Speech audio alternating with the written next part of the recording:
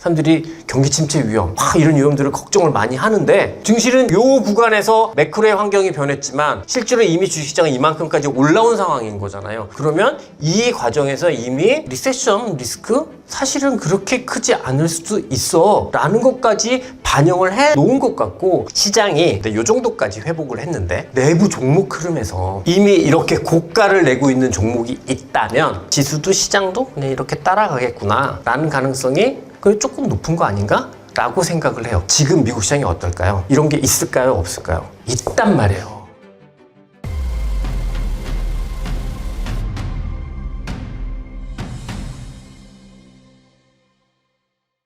안녕하세요. 찐쌤 김진입니다. 우리 증시 토크 시간입니다. 여러분들이 이제 정말 일반 개인 투자자분들이 궁금해하는 것들을 중심으로 해서 저의 생각들을 조금은 편하게 화면 안 보시더라도 충분히 보실 수 있게 증시 토크 좀 재밌게 만들어 보려고 합니다. 최근에 시장 분위기가 확 바뀌었단 말이죠. 근데 이 분위기가 확 바뀐 게 증시 자체로만 보면 그렇게 확 바뀐 것 같아 보이지는 않고, 대신에 이 주식 시장을 둘러싸고 있는 어떤 이런 거대한 환경 자체는 이번 주말을 넘어서면서 조금씩 의미 있는 변화들을 하루마다 하나씩 뭔가 이렇게 튀어나오고 있는 것 같아요. 주식시장은 그 전까지 쭉 올라왔기 때문에 주식시장 하나에만 집중을 하겠다라고 하면 그냥 뭐 좋은 호재가 또 터졌구나 이 정도로만 생각할 수 있는데, 그렇게 생각하면 어느 순간 이게 흐트러질 경우에 우리가 중심을 못 잡을 수 있으니까 전체적으로 환경이 뭐가 변했나, 주식시장에서는 어떻게 받아들여야 하나, 궁극적으로 오늘 사냐 파냐 이걸 결정하기 전에 전체적으로 이 환경 변화가 내 주식 투자 환경에는 어떻게 적용될 수 있을까, 이런 것들을 우선적으로 좀 말씀을 드려볼게요. 우선 가장 큰 변화라는 거는 미국이랑 중국이랑 최종적으로 도장 꽝꽝 찍은 건 아니지만 일단은 일련의 숫자가 나타난 관세 협상이 있었단 말이죠. 물론 트럼프가 일기 때도 보면은 협의를 했다가 아니야 뭐 이래가지고 또 시장에 쇼크를 주기도 해서 아직 저변의 불확실성이 완전히 제거됐다 그렇게 생각할 수는 없겠고, 저도 뭐 이제 끝났습니다 걱정하지 마세요 이렇게 말씀드릴 수는 없겠지만, 그래도 저는 나름의 의미 있는 변화들이 분명히 발생한 거다라고 생각을 해요. 우선적으로 생각하는 거는 첫 번째는 이겁니다. 정말 무역 단절의 수준까지 갈 수 있는 막 100%가 넘는 관세를 양국에 막 부여를 했고, 그 다음에 미국과 중국만 그런 관세를 부여하고 있는 게 아니라 미국은 다른 우방국에도 보편관세 얼마에 상호관세 얼마로 이렇게 이제 관세가 이렇게 높아진 상황이에요. 그게 실제로 이제 가장 걱정스러운 포인트, 이건 뭐냐면 첫 번째는 물가 위험이겠죠. 근데 이 물가 위험이 그게 이제 궁극적으로는 경기 침체 위험으로도 이어지는 부분이었는데, 어찌됐든 이게 앞으로 도장을 꽝꽝 찍진 않았지만 어느 정도 수준으로 관세가 협상될 수 있다가 대략적으로 이렇게 정해져 버린 상황이에요. 그렇다라고 하면 우선적으로 물가 위험 자체는 처음에 사람들이 걱정했던 것보다는 당연히 감소했다고. 140%인데 30%인데 얼마나 중국만 하더라도요 대폭적으로 낮아졌기 때문에 일단 물가 위험이 처음에 걱정했던 것만큼은 아닐 수 있다라는 게 가장 큰 변화일 것 같고요. 또 하나는 이 물가 위험뿐만 아니라 미국이 여전히 중국으로부터 들어오는 수많은 공산품의 비중이 많아요. 그래서 실제로 100% 이상의 관세를 매기는 상황이면 미국과 중국은 무역이 단절되는 상황이거든요. 이랬을 때 누가 피해를 더 많이 볼까요? 중국이 수출을 못하는 피해도 있지만 더 나아가서는 미국의 공급망이 흐트러질 수 있다, 공급망이 무너질 수 있다는 그런 궁극적인 위험이 있었거든요. 이게 사실 지난주 토요일 날 월마트의 CEO하고 타겟의 CEO가 트럼프 대통령을 만나서 정말 영어식 표현인데 조만간 선반이 빌 수 있다, 그런 리스크에 대한 이야기를 했었어요. 근데 이건 사실 그냥 넘길 리스크가 아닌 거예요. 시스템 전체로 보면 가장 큰 리스크인데 그 위험까지 있었단 말이죠. 근데 어찌됐든 관세가 부과되기는 하지만 그래도 이제 무역 단절의 수준에서는 대폭적으로 완화된 그 정도 수준으로 일단은 협의를 했단 말이에요. 그러면 공급망 차질에 따른 경기 침체 위험도 감소를 했다라고 볼 수 있겠죠. 그리고 또 하나는 각 모든 나라들 같은 경우는 중국을 제외하면 그 전주에 영국이랑 거의 이제 보편관세 10% 수준으로 합의를 했어요. 그리고 중국도 140% 한다 그러다가 30%로 낮아졌단 말이에요. 우리 입장에서만 딱 생각을 해볼게요. 우리나라가 25%잖아요. 근데 에이 중국이 30인데 우리 25로 넘어가죠 라고 얘기할 수 있겠죠. 그래서 대략적으로 미국이 협상하고 있는 상당수의 나라는 영국처럼 보편 관세 수준으로 관세가 매겨지지 않을까라고 어렵게 생각하지 않더라도 그냥 그 정도는 누구나 생각할 수 있는 상황인 것 같아요. 그렇다라고 하면 기본적으로 불확실성 자체가 굉장히 제거된 그런 부분이라고 생각을 할 수 있고, 그러니 이번에 미국과 중국과의 무역 협상은 단순히 협상을 했다라는 사실뿐만 아니라 그게 가지고 있는 경제 전체적인 측면에서는 물가에 대한 위험, 정책의 불확실성에 대한 위험, 경기 침체 위험, 이 모든 것들을 완화시켜 주었다라는 측면에서 나름의 의미가 있는 것 같아요. 그런데 이게 결국은 다 미국의 문제로도 국한될 수 있잖아요. 그러니 미국의 문제로 국한되는데 이런 미국의 불확실성이 완화가 되다 보니 금융시장에서는 미중 무역 협상을 통해서 가장 크게 반영했던 게 우리가 그동안 최고의 리스크라고 이야기하는 미국에서부터 자산이 빠져나가는 위험, 그 위험까지도 완화시켜주는, 우리가 이제 많이 셀 US 트레이드라고 했었잖아요. 이 셀 US 트레이드 자체가 완화되는 그런 현상까지 만들어낸 것 같고요. 그러면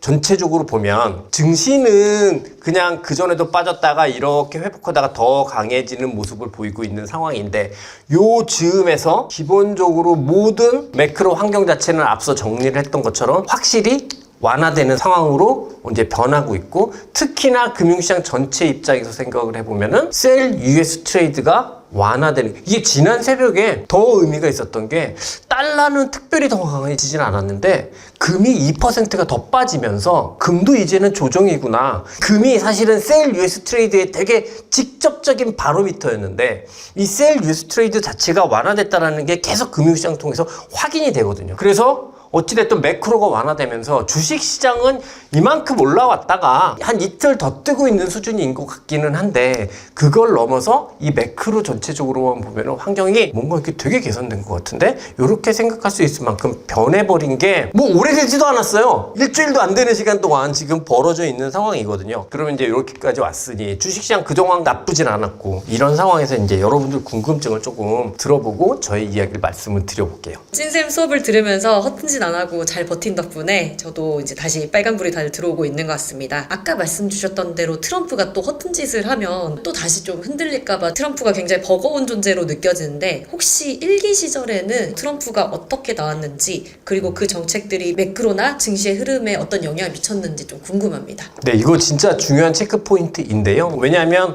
과거를 좀 알고 있으면 현재의 상황을 살아가는데 어떤 일종의 이렇게 좀 도움이 되니까 그 부분 체크할 필요는 있을 것 같은데, 우선적으로 트럼프 1기하고 트럼프 2기의 가장 다른 점부터 반드시 인지를 해야 돼요. 트럼프 1기는 미국이 중국만 때렸어요. 지금 미국은 중국이랑도 싸우는데 전 세계랑 자기가 다 싸우고 있거든요. 그래서 기본적으로 1기 때는 중국과의 싸움만 있었기 때문에 금융시장은 중국 증시가 충격을 받았었고요. 미국은 사실 관세 때문에 그렇게 충격받지가 않았었어요. 그때는 감세를 먼저 했거든요. 감세를 먼저 하면서 막 오르다가 이렇게 툭 빠지기 시작했을 때, 그때 툭 빠지기 시작했을 때 이유가 이 관세 때문이라고 지나고 나서 지금 막 과거를 조망하지만 아니에요. 그때 파월이 계속해서 금리를 올려서 시장이 많이 하락을 했던 한 해 동안, 일단 한 몇 개월 동안 급격한 하락이 있었고요. 실제로 그래서 그 저점을 찍었던 것도 트럼프가 중국이랑 협상을 막 할게 라는 뉴스 때문이 아니라 파월이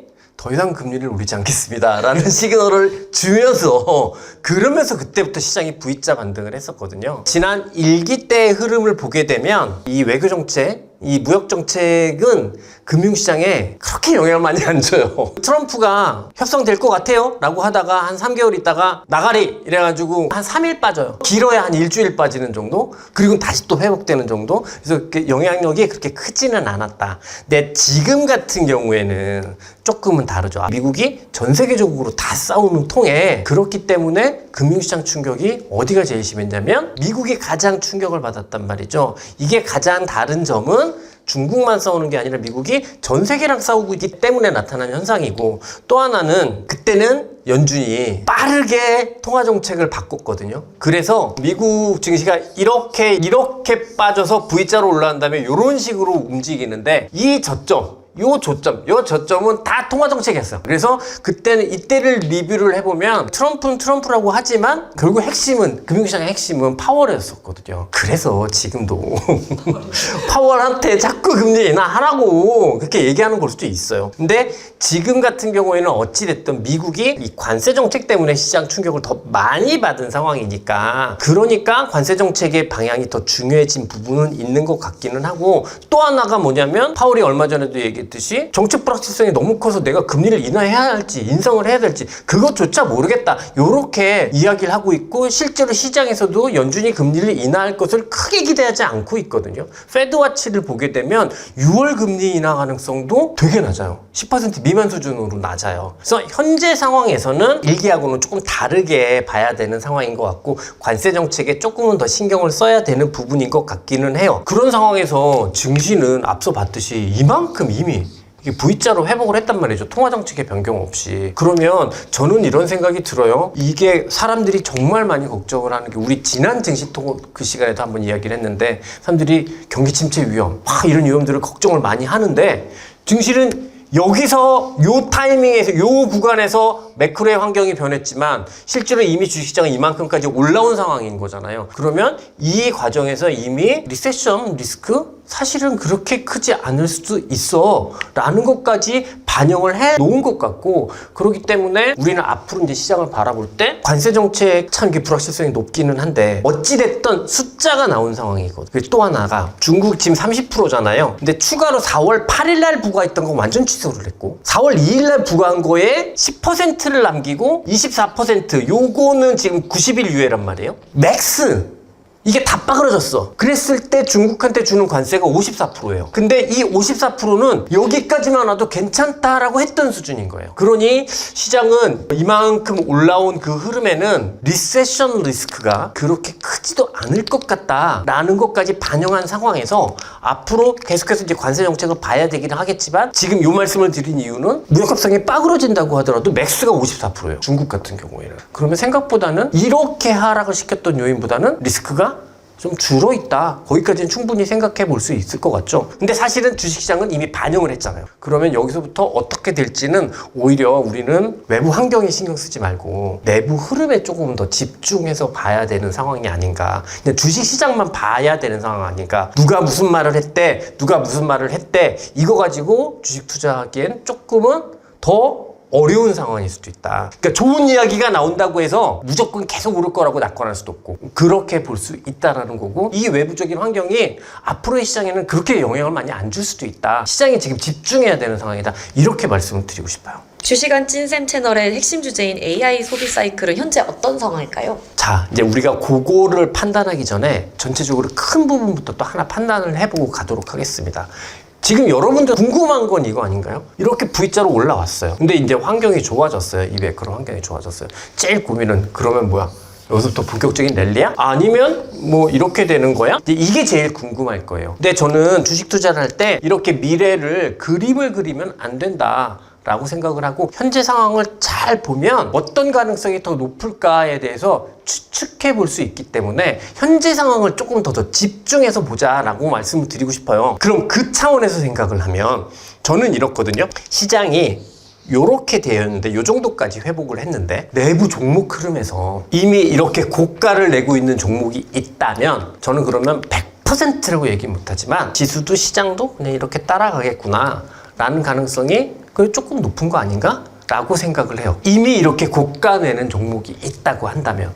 그런데 지금 미국 시장이 어떨까요? 이런 게 있을까요? 없을까요? 있단 말이에요. 이게 대표적인 주식이 뭘까요? 우리들이 너무 좋아하는 팔란티어를 대표적으로 해서 소프트웨어 기업을 중심으로 해서 이렇게 고가를 내고 있는 종목들이 있어요. 그러면 미국 시장은 단정하면 안 되겠지만 이렇게 V자 형태로 회복 랠리를 보일 수 있지 않을까라고 생각을 해볼 수 있을 것 같고 이렇게 가장 고가 레벨까지 빠르게 회복한 주식은 뭘까라고 하면 이게 대부분 이쪽이거든요. 그러니 우리가 다음 주도주가 요거 아닐까라고 기대하고 있는 소비 사이클은 지금 잘 작동하고 있다고 봐야겠죠. 다만 최근에 보면은 얘네들이 상대적으로 조금 약해요. 그리고 하드웨어가 상대적으로 조금 센 편이기는 합니다. 근데 요거는 또 이유가 있는 것 같아요. 우선적으로 요 타이밍에서 이 매크로 리스크가 다 축소돼 버렸잖아요. 위험한 인자들이 그렇게 축소됐다고 하면 시장이 더 이상 빠지지 않을 것 같아 라고 했을 때 가장 매력적으로 다가오는 주식들은 이미 고가를 내서 가격 메리트 한 개도 없는 주식보다 얘가 이렇게 올랐으니까 여기까지 따라간다고 생각하면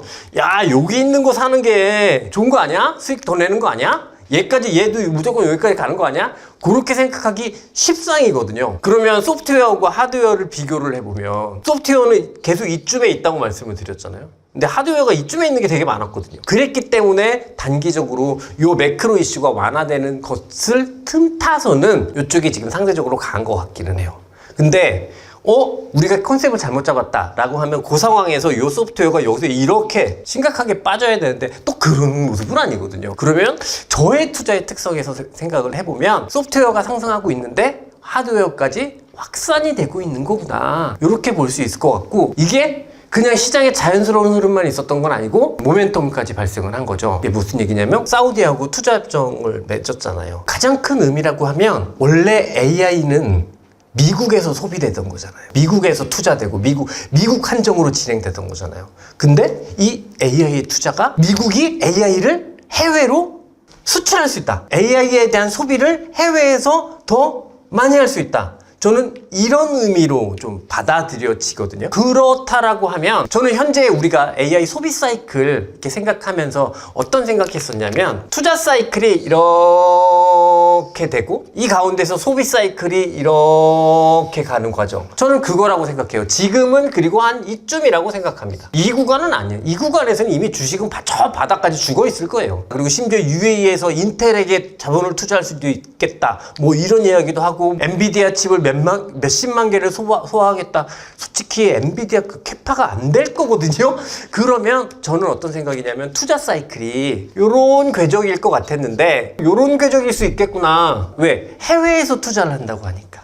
해외에서 투자를 한다고 하니까 요런 궤적일 수 있겠구나 생각을 하면 요 정도 격차가 이제 또 회복될 수 있는 거잖아요. 이런 모멘텀 때문에 첫 번째는 가격적으로 메리트가 높아야 되고 그리고 이런 모멘텀까지 발생을 했기 때문에 한 며칠간은 보면은 하드웨어 쪽이 상대적으로 확실히 소프트웨어를 앞장서서 가고 있는 것 같기는 한데요. 그럼에도 불구하고 제가 강조드리고 싶은 건 맨 먼저 고가를 낸 놈이 누구냐? 이렇게 더 상승할 수 있겠다 지수가 라고 기대하게 만든 이유가 뭐냐? 이 바닥에 있는 놈들이 세게 움직이기 때문에가 아니잖아요. 고가를 낸 놈들이 있더라. 그래서 우리는 좋게 보는 거잖아요. 그러면 여전히 여기에 중심을 두고 여기에 하드웨어를 조금 얹어가는 정도의 투자 전략의 수정? 뭐 요 정도만 하면 되지 않을까? 저는 그렇게 생각을 합니다. 이번 협상을 봐도 그렇고 저번에 증시 토크 시간에도 찐쌤이 중국 주식에 대해서도 관심을 가지시라 한 것도 보면 이제 중국 증시 투자에 여러 가지로 좀 긍정적인 부분들이 많아지는 것 같은데 그렇다면 중국 주식 투자는 어떻게 하면 좋을까요? 제가 중국의 포지션에 대해서 이제 종종 조금씩 말씀을 드리면서 빌드업을 했던 가장 큰 이유는 다른 이유가 아니라 달러 약세 가능성 때문이었습니다. 근데 그동안 우리나라 펀더멘털이 너무 안 좋다 보니까 우리나라 원달러가 잘 빠지지 않아서 보다 더 조금은 더 직접적으로 말씀을 드리지 않았을 뿐이지 실제로 이제 트럼프가 의도적으로 계속해서 달러를 약세로 만들고 있다라는 징후는 보여요. 겉으로는 부인하는데 예를 들어서 영국이랑 미국이랑 협상을 완료하고 나서 파운드화가 올랐거든요. 절상됐거든요. 대만이 미국이랑 협상 마무리할 것 같아 라는 루머 하나로 대만 달러가 절상됐단 말이에요. 근데 이게 바로 어젯밤에 지난 5월 5일에 밀라노에서 우리나라 기재부 차관보하고 미국 상무부의 차관보급하고 환율에 관한 협의를 했다라는 소식이 나오면서 또 원달러도 한 번 또 이렇게 내려가기 시작을 해요. 그리고 앞서 세일 US 트레이드 요 리스크 이거 이야기하면서 중국과의 무역 협상이 일단 이루어지면서 모든 금융시장의 리스크를 축소시켰다 이렇게 말씀드렸잖아요. 근데 그 중에서 제일 못 오른 게 뭐냐면 달러예요. 그 중국 얘기 나오자마자 이렇게 오르더니 그 다음날 이렇게 되더라고요. 이게 양선이고 요 음선입니다. 뭐 이런 식으로 이렇게 바뀌어버리더라고요. 그래서 가장 못 오른 게 달라요. 그러면 궁극적으로 달러가 약세로 전개될 가능성, 이건 우리가 머릿속에 넣어놓고 있어야 될 것 같아요. 근데 이게 우리 투자에 대해서 바뀌어야 되는 포인트 중에 하나는 저는 다른 건 아니고, 우리가 지금까지는 계속해서 미국 일변도였잖아요. 워낙 AI 쪽에 미국이 강력한 경쟁력을 가지고 있기 때문에 해외 투자한다 그러면은 다 달러 표시 자산이었단 말이에요. 근데 이 달러 표시 자산의 포트폴리오를 이 달러 약세 가능성이 존재한다고 하면, 이게 궁극적으로 존재한다고 한다면 조금은 조정할 필요가 있는 거겠죠. 그랬을 때 만일 우리나라가 매크로 펀더멘털이 좋으면, 지난 증시 토크에서도 말씀드렸듯이 뭐 딴 거 필요 있나요? 우리나라만 그냥 지르면 돼요. 근데 그 상황은 아니거든요. 그러면 이 달러 표시 자산 외에 뭔가 투자 사이클이 진행되는 곳이 존재한다고 하면 여기에 포지션을 조금은 가져가면서 이후의 상황을 지켜볼 수 있지 않을까라고 생각을 했던 거고, 이것 때문에 중국을 생각하기 시작했던 거고요. 그랬을 때 중국에 대해서 이렇게 서치를 해보면, 제가 종종 말씀드렸듯이 투자 사이클이, 필살기 시간을 통해서 말씀드렸듯이 중국의 투자 사이클이 나오고 있단 말이죠. 근데 주식 투자할 때 제일 좋은 게 투자 사이클이거든요. 왜냐면 웬만하면 다 올라. 그런 특징이 있단 말이죠. 소비 사이클은 성공하는 애들만 오르고 성공 못하는 애들은 바보 돼요. 근데 투자 사이클은 돈이 지금 막 투자되고 있는 상황이기 때문에 산업의 계열은 웬만하면 다 오르거든요. 그래서 투자 사이클이 주식 투자할 때는 되게 쉬워요. 그런데 중국 같은 경우는 지금 투자 사이클이 진행되고 있는 것 같기도 하고, 또 하나는 지난 한 10년 동안 중국의 가장 큰 리스크는 디플레 리스크였거든요. 근데 정책의 방향이 바뀌면서 이 디플레 리스크도 축소된 것 같고, 그 다음에 AI 쪽을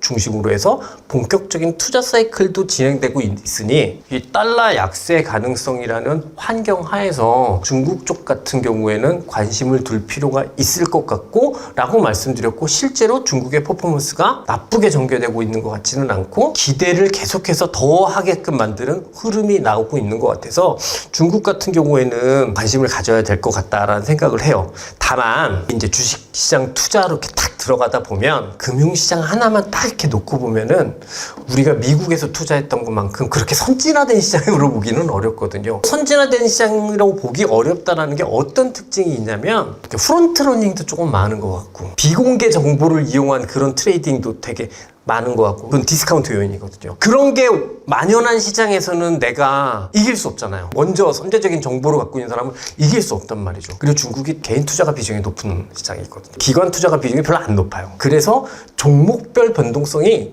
굉장히 높아요. 이게 기관 투자가의 역할 중에 하나가, 기관 투자가들은 조금 투자의 호흡이 길다 보니까 물건을 잠식하는 효과가 있거든요. 그래서 일정 정도 유통 물량이 잠식되기 때문에 주가의 변동성이 줄어드는 건데, 중국은 아직 그렇지 못하다 보니까 변동성이 너무 커요. 근데 저는 투자라는 게 수익도 중요하지만 우선은 위험 관리가 중요하다. 개별 기업 하나하나만 놓고 보면은 종목별 변동성도 너무 크고 완전 효율적 시장이다 라고 바라보기에는 정보의 비대칭성도 강한 시장이라고 아직까진 판단이 되기 때문에, 기대 수익을 낮춰서 지수로 투자를 중국 쪽에 관심을 가지시라. 달러 약세 가능성 때문이라도, 특히 우리나라가 위안화랑 원화랑 상관관계가 되게 높거든요. 그래서 환율 리스크가 별로 없어요. 위안화가 강세면 원화도 강세야. 같이 움직이기 때문에 환 리스크가 상대적으로 작아서 결국 이 달러 약세 가능성에 초점을 맞춘 투자 포트폴리오의 확대 차원에서 중국은 매력적이에요. 그리고 투자 사이클이기도 하고. 다만 웬만하면 지수로 하셔라. 개별 종목 사지 마시고, 이렇게 말씀드리고 싶어요. 네, 그럼 찐쌤 이제 뭘 사면 될까요? 제가 지수로 가보자 이렇게 말씀을 드렸는데, 그럼 대표적으로 중국 투자하는 지수가 뭐가 있을까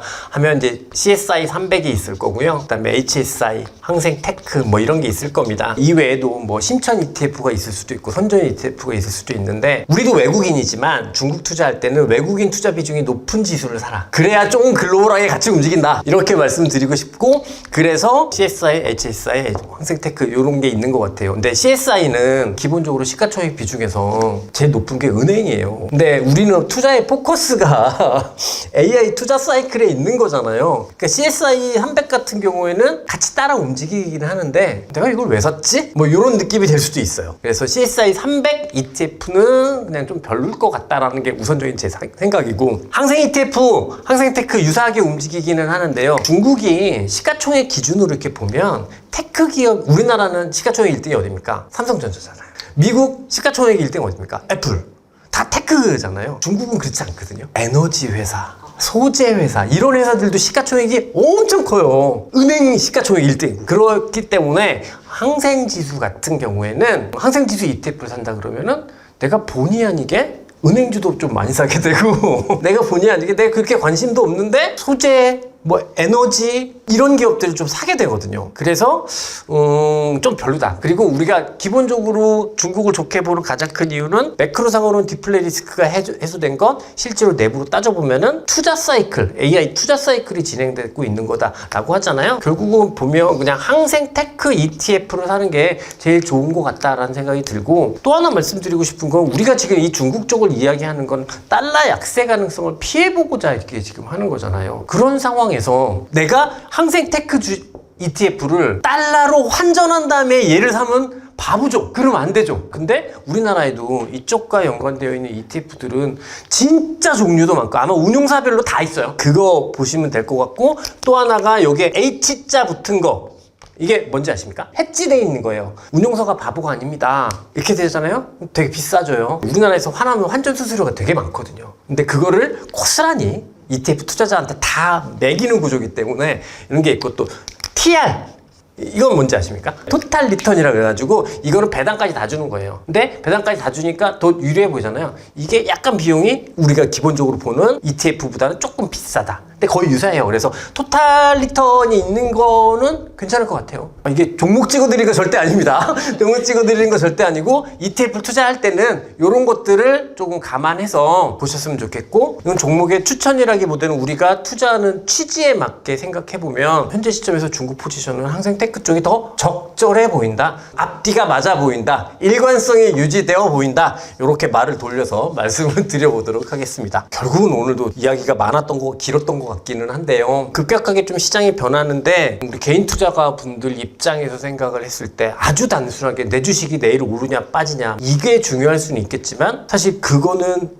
맨 뒤에 있다는 문제인 것 같고, 근데 막말로 시장 좋을 것 같아 나쁠 것 같아 이거부터 생각하고 그 다음에 주식 해야 되는 거잖아요. 그 관점에서 오늘 좀 제가 드리고 싶었던 말씀들을 우리 PD님들의 질문에 대한 대답을 통해서 말씀을 드려봤고요. 이제부터는 우리 PD님 뿐만 아니라 우리 구독자분들이 댓글로 질문해 주신 거 있으면 그것도 우리가 좀 선취해서 저의 생각과 또 맞춰 드리려고 하거든요. 연관된 질문이 아니어도 좋고 개인적인 질문도 좋으니까요. 그런 것도 많이 올려주시면 저희가 보다 더 잘 활용해서 이 증시 토크라는 코너를 풍성하게 만들 수 있을 것 같습니다. 영상 마무리하도록 하겠습니다. 영상 끝까지 시청해 주셔서 감사하고요. 저는 찐쌤 김진입니다. 그러면 찐생 여러분, 오늘도 화이팅입니다.